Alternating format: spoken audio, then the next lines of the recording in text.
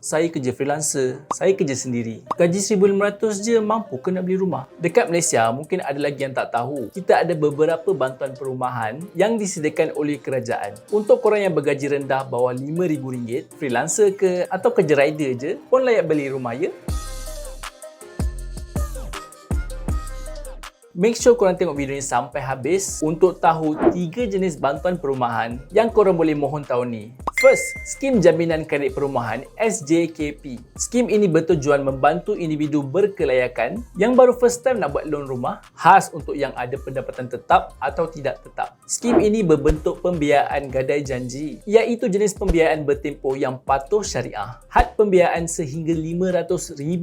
Skim ni dipanggil Skim Jaminan Kredit sebab korang dijamin akan dapat pembiayaan yang lebih 100% di atas jumlah pembiayaan, termasuklah jumlah pokok pinjaman perumahan, kos-kos pembelian rumah macam MRTA atau MRTT, LTHO, yuran guaman dan yuran penilaian. Antara syarat kelayakan SKJP adalah warga negara Malaysia berumur 18 tahun ke atas, pinjaman 2 generasi dibenarkan, kategori berpendapatan tidak tetap ataupun bekerja sendiri, kategori berpendapatan tetap, pembelian pertama rumah untuk didiami, terbuka untuk rumah kediaman baru, rumah sedia ada atau rumah lelongan. Jumlah bayaran balik ke semua pinjaman pemohon tidak melebihi 65% pendapatan kasar bulanan. Tiada rekod tertunggak SECRIS melebihi 2 bulan bagi tempoh 12 bulan terkini. Dan akhir sekali, tiada lain-lain rekod kredit negatif dalam tempoh 24 bulan. Nampak menarik kan? Jadi untuk yang dalam kategori pendapatan tidak tetap ataupun tiada gaji basic yang tetap pun masih mampu untuk beli rumah ya. Kalau nak tahu cara mohon, saya akan bagi tahu di akhir video ni. Kedua, program Rumah Mesra Rakyat RMR. Program ini diwujudkan oleh Syarikat Perumahan Negara Berhad SPNB bagi membantu golongan yang pendapatan isi rumah sehingga RM5,000 yang tidak mempunyai rumah atau tinggal di rumah yang usang tetapi mempunyai tanah untuk membina rumah sendiri yang sempurna dan selesa. Konsep untuk program Rumah Mesra Rakyat ini adalah sebuah rumah 1 tingkat dengan 3 bilik tidur dan 2 bilik air yang akan dibina di tanah korang sendiri. Harap maklum juga, harga rumah akan bergantung dengan keluasan tanah di setiap tempat yang berbeza. Contohlah kalau korang tinggal di Sabah, Sarawak atau Labuan dan mempunyai tanah berkeluasan 3,000 kaki persegi, harga rumah akan bermula pada RM75,000. Program ini juga akan sediakan subsidi pembinaan RM20,000. Jadi korang tak perlu risaulah dengan kos pembinaan rumah selepas permohonan lulus. Syarat kelayakan untuk mohon program Rumah Mesra ni adalah warga negara Malaysia, pemohon mestilah berumur daripada 18 hingga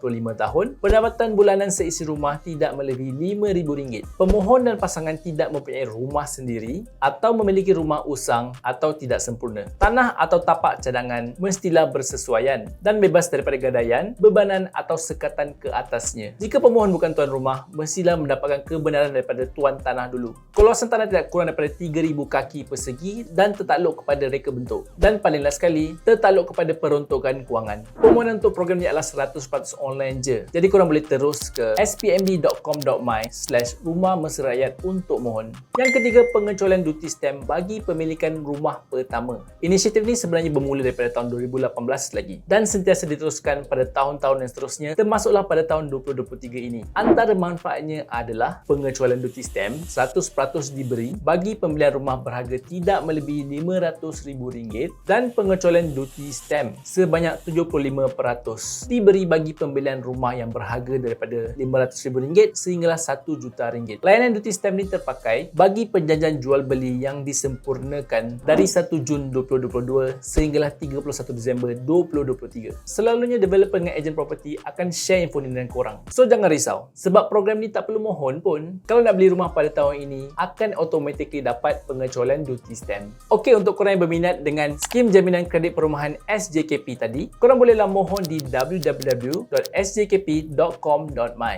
Permohonan mungkin melibatkan beberapa pihak juga, seperti JKKK atau penjawat kerajaan kategori A, penghulu atau ketua kampung, atau pengurus cawangan bank. Jadi untuk info lanjut, korang better buat research dulu dekat website ni ya. Jadi macam mana? Okey tak semua info-info bantuan ni? Kalau korang suka info macam ni, bolehlah komen di bawah. Dan jangan lupa tekan butang subscribe ke YouTube channel Direct Lending untuk dapatkan lagi banyak info pinjaman dan tips kewangan santai.